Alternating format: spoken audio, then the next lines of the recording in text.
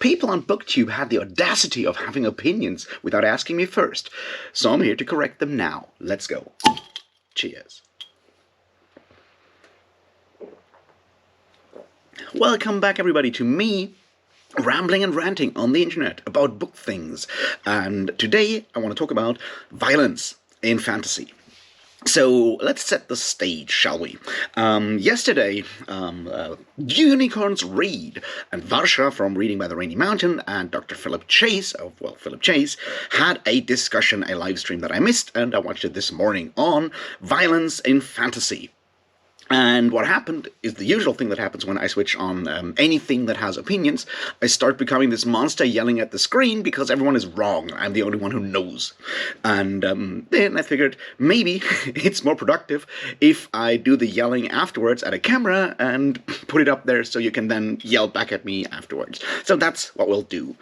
But before we go any further, yes, I had a lot of disagreements with stuff that Varsha, Philip, and Angela said, but these are all very friendly disagreements. I am not calling them anything in this point. I am just saying, I think you've missed out on some points here.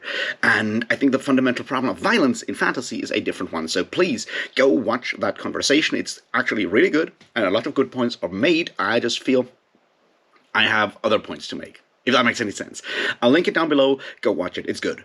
And without, further ado, let's actually talk about violence and fantasy and why I think there might be a fundamental problem with a lot of fantasy.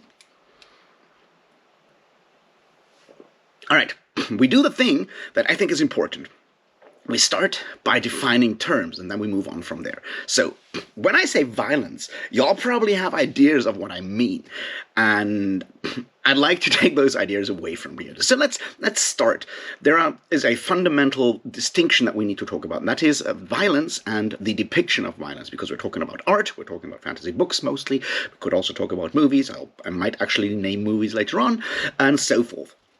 So the act of violence is one thing, the depiction of violence is a different thing, and it's important for me at least to keep those two distinct, because while one has certainly changed a lot over time, the other maybe hasn't. So that's the first distinction we need to make between the depiction of violence and violence. And now we're going to actually talk about, what do I mean by violence? Now, where do we go with that? Alright, so what's the deal with violence? Like I said, y'all probably have good ideas or ideas in your brain about what violence is, which is, people shooting, people beating up people, so forth. People, hurting other people. Now, here's the point where I think we should be a bit more general. See, there are basically two ways for us as humans, if we interact with one another and we have different goals, there's two ways to go about that. The one is to use violence, which is one person forces their will upon the other person. That's one way of doing it.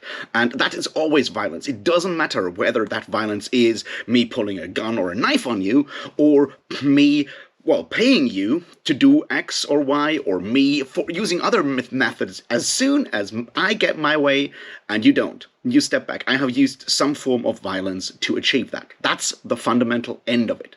The other option is, of course, compromise, where two people come together and figure out a way where both people are, happy at the end. Now, obviously, there's bleed between those two main points, and you can use violence in your attempts of finding a compromise. But that would probably be, once again, using violence to gain, force your will upon someone else in a smaller way to then gain something that you can use as bargaining chips in your idea of getting a compromise. So here we are. Violence on its fundamental level is one side getting it, the other side not getting it, and probably a lot of people getting hurt in some way or form on the way there. That's what we're talking about when we're talking about violence. Now, in practical terms, a lot of it is either physical violence, which is, people beating each other up, using all kinds of ingenious technology to do so, and so forth. There is mental violence, or psychological violence, which is, abuse, where people, fuck around with other people's heads and make them hurt inside. And there might also be, sexual violence, which is usually physical violence, but directed at sexuality, and there will probably also be stuff like monetary violence, which is, forcing people to do certain things by the threat of withholding money or giving them money and so forth, which is tied to survival in a capitalist system. That one doesn't come up as much in fantasy, which is sort of where we need to go in the rest of this discussion, but I wanted to make it clear that yes, that too is a form of violence and force. In fact, whenever you force someone, well, as the great philosophers, Canadian philosophers Exciter once said, that's violence and force, and there's a reason those two are together in one song and not separate. All right, we're clear on the basics. Violence is one person using force to get something from another person, and that force can be physical force, mental force, and so forth. That's violence at its core. Now, what we need to talk about here, because we're talking art, is not necessarily that violence or the act of violence as such, but, well, the depiction of violence. So let's go there. The argument that some people make is that fantasy has become more violent recently, and I would disagree. The argument that I would make is that fantasy's depiction of violence has become more graphic, more explicit, almost hyper-real or hyper-violent in a lot of ways. And that one we can certainly talk about. Now, there's an argument that we can make here and look at why that is the case. I would argue that the graphic depiction of violence is something that becomes more popular in the 70s, goes throughout the entirety of the 80s, and continues apace. Now, it starts at mostly in, visual media like, say, television or the movies. Books have always been a bit of their own thing. That rise of graphic violence, for example, is something that the horror genre went through far earlier than the fantasy genre. Like, there's the big horror collapse in like the early 90s when they just oversplattered, so to speak.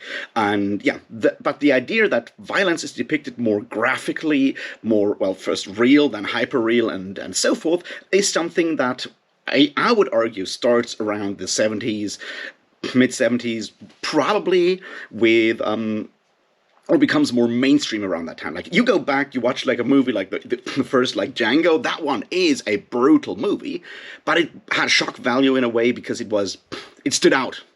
Over the 70s into the 80s, that becomes different. The graphic depiction of violence becomes more casual in a way. And then we come, all these wonderful 1980s action movies that we've all seen at 3 a.m. when we came home and nothing else was on the television, or something like that, where casual violence is suddenly depicted in all kinds of ways. Now, why is that the case? And, fantasy literature, I would argue, does follow that trend, just like always with fantasy literature. We're roughly 15 to 20 years behind everyone else, because fantasy is a very conservative genre in way too many ways. All right, so far, everyone on board? Let's look at why the depiction of violence became more, casual and more graphic at the same time, and what we can learn from that. There is an argument I would like to make, but I have not done any research on it yet, and that is that rise in violence is tied to the rise of neoliberalism, of the more brutal Margaret Thatcher, Ronald Reagan style of neoliberalism. I'll just leave this here. Maybe I'll come back to it later on. If you have done research on the topic, let me know. I think there might be something to it. The other part, of course, is the idea that the technology just got better. Depicting graphic violence is a challenge if you're doing it on a screen. You need to get your special effects right, you need to get your fake blood right, all of that stuff. And with film technology and computer technology starting to weigh in and special effects becoming what they are, and movie budgets rising slowly, it was more easy to have casual violence all over the place. It got cheaper, basically. First it got cheaper monetarily, and then it got cheaper stylistically, I guess. But that's the other part where, violence just became, more graphic and more gritty and casual in that depiction. Now, obviously, older films also had a lot of violence. You just didn't necessarily get it in gory 4K detail with blood spots individually rendered, because that wasn't available as a technology. So that's the basic argument would be it becomes more available, art being in discourse as art is, people get influenced by other movies, avant-garde movies that had violence influenced like more mainstream movies and so forth, and suddenly it ends up in television. Everyone loves their blood all over the place. Now, that's the easy argument. Now, you can see that authors that bring graphic violence into fantasy, and I would name George R. Martin here as someone who does have a shift in the depiction of violence that is more realistic, more graphic, more gritty than other books that were written at the same time. Even books like, say, The Wheel of Time, that does have a pretty high body count and some pretty explicit scenes, does not go in the same level of detail, so to speak. Same for even something like, at least the first one of those sort of truth novels, which does have a lot of violence, but it's just not as visceral as something that people like George R. Martin bring up. Or later, the second one that I want to bring up here is Joe Abercrombie with his first Law series and whatever comes now. These are masters of gritty violence, or gritty depictions of violence in fantasy. And, well, they both worked in television before that. So you can see how the influence from television finally makes its way into fantasy literature. And when you look at both Song of Ice and Fire or The First Law, they are written in a very television or movie kind of style. The way frames, sets are framed, battles are framed, scenes are built up. It's very television influenced in a lot of other ways as well, but we just also get the casual and graphic violence.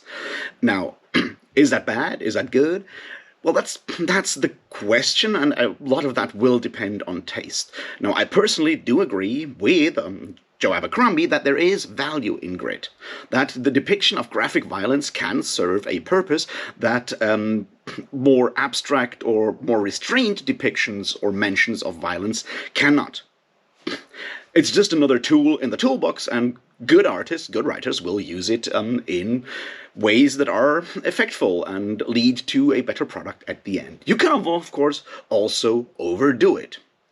You can start your series of books with, well, a burning city and the details of a 14-year-old raping 2 girls. You can do that. It might just not actually do a lot for people that are not 14 and hang out on, say, 4chan all day. Now, there we are with my points on whether I think there's an issue with the depiction of, the graphic depiction of violence in fantasy books. I think it really depends on the individual author. In itself, it is not bad, it's what you do with it. Now, there's one other point that I think is important to look at here before we come to my fundamental issue with violence in fantasy. I said the graphic depiction of violence got more casual in, well, visual media. People, well, got way more firefights and all kinds of other violence all over the place because, once again, it was cheaper to make. And we see the same with fantasy, and that's where there might be an issue on just a purely aesthetic level. That is, if every book, the body count in every book is rising, and the lengths to which an author goes to describe those battles, the violence, at some point there's such a thing as diminishing returns, is what I'm saying here. At some point, it just doesn't have the same punch anymore. It doesn't have the same effect anymore. It's just like in music where you need dynamics. It works if everything, changes and there's contrast. If you don't have that and you just go full blast all day long, you get loudness wars, or you get, well, I guess, the graphic violence, the blood and guts wars of contemporary fantasy.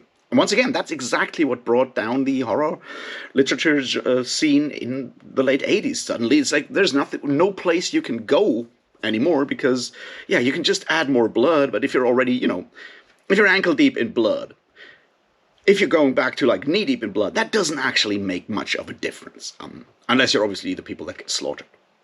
But, they're paper characters, so who cares? So there is that danger of a casualness to violence that I think may be a problem. It does come up, say, in Mark Lawrence's first trilogy, the Broken Empire trilogy, although I would argue that if I were more kind towards Mark Lawrence, there's a point to that. You can, the danger there is that, yes, you can depict casual violence to make a point about how the casualness is exactly the problem, but you also run the risk that everyone was like, whoa, more blood. But that's a discussion for a different day. So there is the danger that a casualness creeps in and we just like shrug it off and ignore it. And thus the depiction of violence does lose effect. And that, once again, that's where the problems come in. So let's move to the question of violence itself and along with just the depiction. And I think that is where fantasy has its real problem, because if you go back into the history of fantasy, the largest part of fantasy stories, we're talking modern fantasy, we're not going into any of that like myths kind of bullshit here, right? But what happens is that almost all fantasy stories usually end through violence. Conflicts in these books are solved by violence. Sometimes it's, very explicit battles and stuff. Oftentimes it's explicit battles, and that's because someone loves their medievalism, where everything was solved by knights punching each other, or so we are told. But that's the fundamental problem. You have conflicts, but they rarely get solved by people finding a compromise. The Dark Lord gets vanquished. People get killed. People get sent away. Sometimes you have that in detail, or gory detail, and sometimes it just happens off screen. Aragorn drives out the orcs from Mordor. We don't get that in detail. There's surprisingly little violent, like graphic violence in Lord of the Rings, but it still has a huge body count.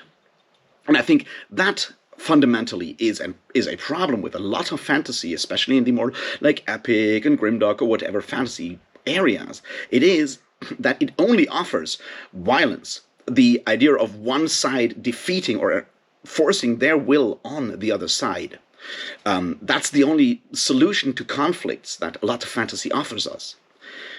And the idea of compromise, of working shit out, while maybe not being as sexy or as attractive in a literary sense, does kind of fall under the table. And now if we agree or accept the fact that, what we read or the media we consume does sort of nudge us into all kinds of ways of thinking when we're currently not reading a book, if we accept that, then, having an entire genre that is all about like one side beating the other side and forcing their will upon the other side, that's kind of bad. We should probably maybe sometimes think about that, right? I think that's where we come back to the issue, right? Tolkien and others of the classic ilk were either, influenced by what you might call romantic medievalism, or looking at mythology, where a lot of times, conflicts are solved that way as well, not always.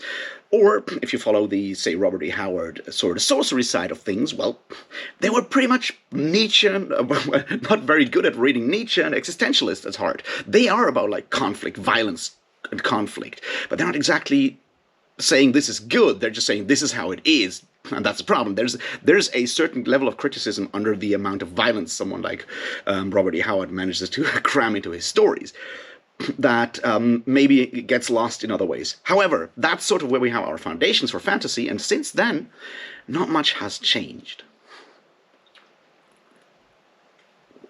And that I think is the true problem of violence in fantasy, is that we assume that conflicts in fantasy have to be solved by violence and not by compromise. And that ties kind of back to the idea of like the rise of, neoliberalism, tying to the rise of graphic violence and so forth, because what you need for something like solving conflicts by compromise is empathy and is compassion for the other, to give willingly to achieve a goal together. Now, if you look at people like Margaret Thatcher or Ronald Reagan, they're not exactly the biggest fans of empathy and compassion, are they? They go in like, there's that idea of, the strong are strong for a reason, and they take, and that's that. And that kind of seeps into a society. It's why the 80s are so gritty and dark in media so often, because it's a lot of despair, because we take out empathy and compassion out of the equation. And that's something that ties back to what we find in fantasy nowadays. These books lack empathy and compassion. They have just casual violence, whether it's out of despair that the world that we live in sucks so much, or whether it's people are being unable to actually consider the idea of having a compromise anymore because the genre has kind of left that behind. Something I don't know, but the result is still there. And that kind of brings me back to, I have talked about this before, ages ago, and that was in one of my Malazan rambles, because the Malazan Book of the Fallen does, in fact, have situations where, well, conflict is avoided by people actually showing empathy and compassion and reaching a compromise. And I know there's other books, fantasy books, that do go down that route these days, and I wish there were more, because having the other option on the table does actually lend violence that, well, impact that it should have. If someone decides against making a compromise and decides for using force, that choice should matter. But if there never was a choice and the only way to actually solve the problem was by punching somebody, well then, we might as well pack in and just read comic books instead. And even they probably do a better job of finding compromise these days. So that's my issue with violence in fantasy. Depiction matters, but what really matters is that the act of violence is seen as the only way of conflict resolution in a large part of fantasy literature. Anyway, these are my 2 cents, and if you disagree, then you can either do that, well, in all caps down in the comments, or you can yell at a camera for a while and upload it and then tag me and I'll watch it and then I'll yell back at you, and we have all this, well, yelling going on, which people call content creation, and that sounds good, right? Alright, content creation. Please like, subscribe, join the Patreon, do all the wonderful things. I need the money. And yeah, I'll see you in the next one. Cheers.